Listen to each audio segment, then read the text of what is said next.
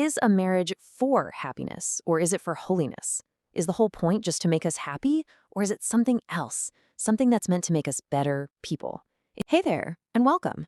When we talk about long-term partnerships, our minds usually jump to things like communication or money or what we want out of life together. All important stuff for sure. But what if the most important question is one we hardly ever even think to ask? That's what we're diving into today, the real fundamental purpose of commitment itself. So here's the question. Is a marriage for happiness or is it for holiness? Is the whole point just to make us happy or is it something else, something that's meant to make us better people? It's a huge question, right? And honestly, the way you answer it can shape your entire relationship.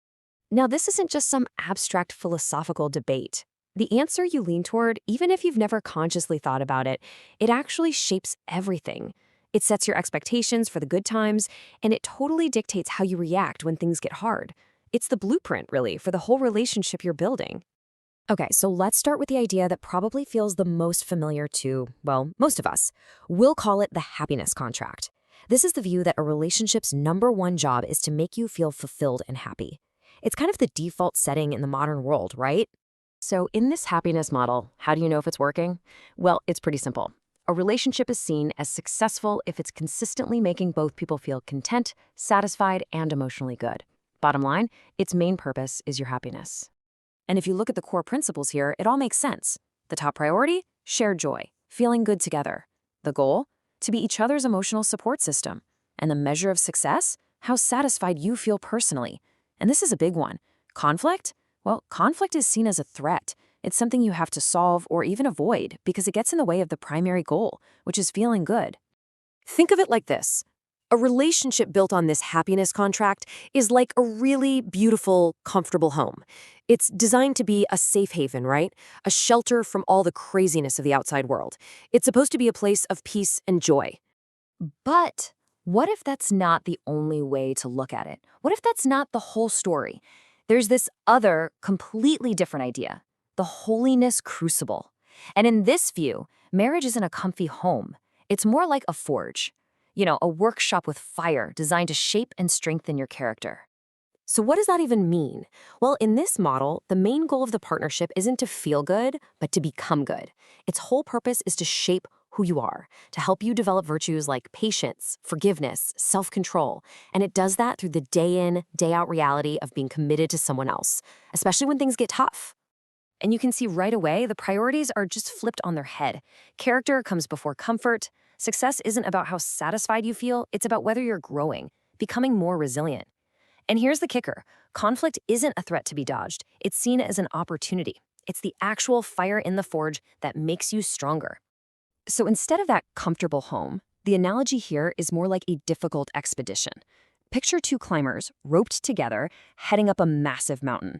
It's hard, it can be painful, but it's that shared struggle, that fight to get to the top together, that actually forges them into different, better people. This quote just nails it, doesn't it? What if the point wasn't to feel good, but to be good? That gets to the absolute core of it. Is your relationship there to serve your feelings or to shape your very character? Okay, so we've got these two really powerful, really different ideas, right? The comfortable home versus the challenging expedition. Let's actually put them side by side and see how their fundamental DNA compares. Just look at this breakdown. The happiness contract, its goal is personal fulfillment. The holiness crucible, character refinement. One is focused on your emotional well-being, the other on your moral or spiritual growth. Conflict is a problem to solve versus an opportunity for growth. It really all boils down to that one core difference. Is success about feeling good, or is it about being good? So when you see it laid out like that, so black and white, it brings up a really important question. Do we actually have to choose? Is it really one or the other? But what if that's the wrong way to look at it? Maybe these aren't opposites you have to choose between. What if they're actually two ends of a really important spectrum? Maybe a truly great relationship has to be both. Sometimes it needs to be that comfortable home, and other times it has to be the forge. And that's the big takeaway here. Maybe the real skill isn't about picking happiness or holiness.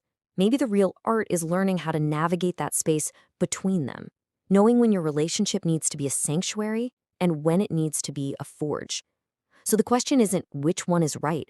The real question is, are we willing to build a partnership that has the strength and the flexibility to be both?